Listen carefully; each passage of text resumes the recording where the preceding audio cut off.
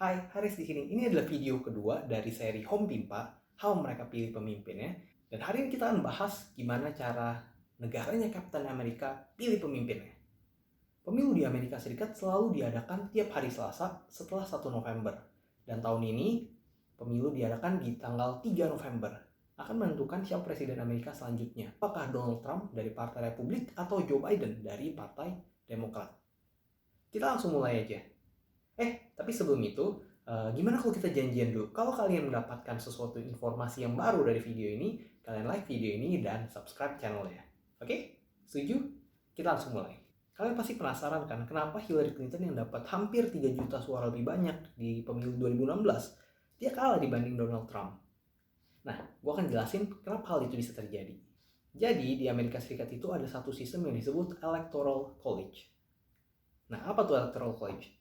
Simpelnya gini, dari 50 negara bagian yang ada di Amerika Serikat, itu dikonversi menjadi 538 voters atau electors begitu. Nah, dari mana angka 538? Jadi tiap negara bagian itu, yang ada 50 tadi, masing-masing itu akan dapat jatah 2. Seperti jatah senator yang didapat tiap negara bagian, terlepas dari penduduknya sedikit maupun banyak.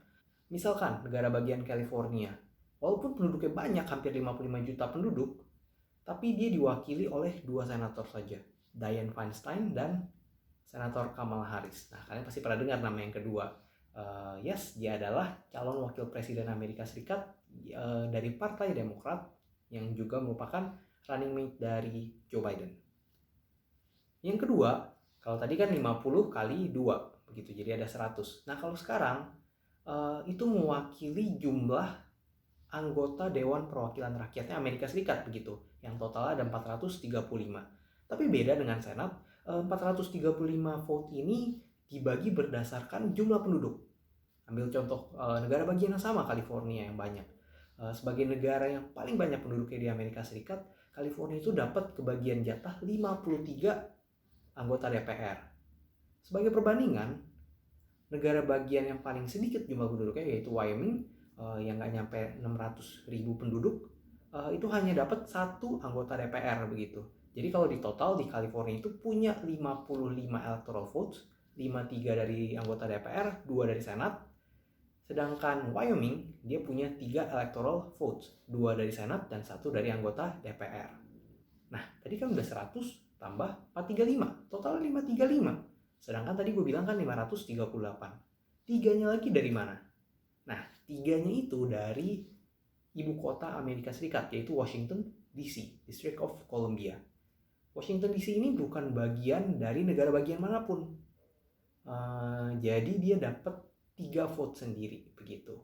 Calon presiden dari partai manapun yang berhasil mendapatkan 50% plus 1 dukungan dari Electoral College ini, maka dia akan menjadi presiden. Dan inilah kenapa Donald Trump bisa menang. Walaupun dia kalah suara, tapi dari Electoral College-nya atau voters-nya, dia dapat lebih dari 270. Terus gimana tentuin Electoral votes-nya?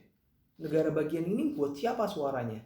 Di Amerika Serikat, mereka itu menghitung berdasarkan negara bagian. Jadi tiap negara bagian itu dihitung, kemudian mereka pakai sistem yang disebut dengan first past the post atau winner takes all. Misalkan, negara bagian sama, negara bagian California. Hillary Clinton itu memenangkan pemilu di sana itu hampir 4 juta suara lebih. Jadi Trump dapat 4 juta, Hillary dapat 8 juta, bedanya 4 juta. Tapi terlepas dia menang 4 juta atau bahkan 4 suara sekalipun, 55 electoral votes yang dimiliki California semuanya akan dimiliki oleh Hillary Clinton begitu. Nah, jadi yang jadi masalah adalah Hillary Clinton itu kalah dengan margin yang sangat tipis di beberapa negara bagian. Misalnya di negara bagian Pennsylvania, Clinton kalah sekitar 44.000 suara, tapi walaupun dia kalah cuma 44.000, semua electoral votes yang dimiliki oleh negara bagian tersebut itu jatuh ke tangan Trump gitu, 20. Berasa kan? Menang 4 juta di California cuma dapat 55. Ini kalah 40.000, hilang 20. Kemudian di negara bagian Wisconsin, di mana Hillary Clinton kalah cuma sekitar 20.000. Tapi ini membuat dia kehilangan 10 electoral voters. Juga di negara bagian Michigan begitu. Dia kalah ini lebih tipis lagi, cuma 11.000. Tapi karena kekalahan di 11.000 itu, dia kehilangan 16 electoral votes. Kalau di total di 3 negara bagian tersebut, Pennsylvania, Michigan, dan Wisconsin, kurang lebih kalau dia dapat seperti yang tadi gue sebutin, kalau di total dia menang 80.000 suara di sana, maka Hillary Clinton lah yang akan menjadi presiden Amerika. Kok sistemnya kayak gitu sih? Emang apa untungnya? Sebenarnya sistem ini ada sisi positif ya. Coba misalkan di negara-negara bagian yang penduduknya sedikit, kalau misalkan nggak diproporsionalkan seperti ini, kalau gitu calon presidennya ngapain pergi ke negara bagian seperti Wyoming, Vermont yang penduduknya sedikit? Pergi aja ke California yang 55 juta, ke Florida, ke Texas, ke New York. Kalau misalkan mereka dapat 4 itu, mereka udah hampir dapat setengah popular vote dari Amerika Serikat. Nggak perlu jalan-jalan kemana lagi, begitu. Nah, untuk menghindari hal tersebut, maka Electoral College ini dibuat, begitu. Jadi negara bagian yang kecil, mereka punya bargaining power yang lebih besar. Jadi di Amerika itu negara-negara bagian ini dibagi berdasarkan mereka pilih partai apa. Ada red states yang memilih partai Republik dan juga ada blue states yang memilih partai Demokrat. Di tengah-tengahnya ada yang gamang, kadang pilih blue, kadang pilih red. Nah, ini disebut dengan swing states atau battleground states. Karena battleground states ini yang sebenarnya menentukan siapa presiden Amerika selanjutnya, begitu. Jadi rakyat Amerika memilih calon presiden yang diyakininya yang terbaik, begitu. Kemudian akan dihitung berdasarkan atau per negara bagian. Nah, kalau satu calon unggul di negara bagian tersebut, maka semua electoral votes dari negara bagian tersebut akan masuk ke calon yang bersangkutan.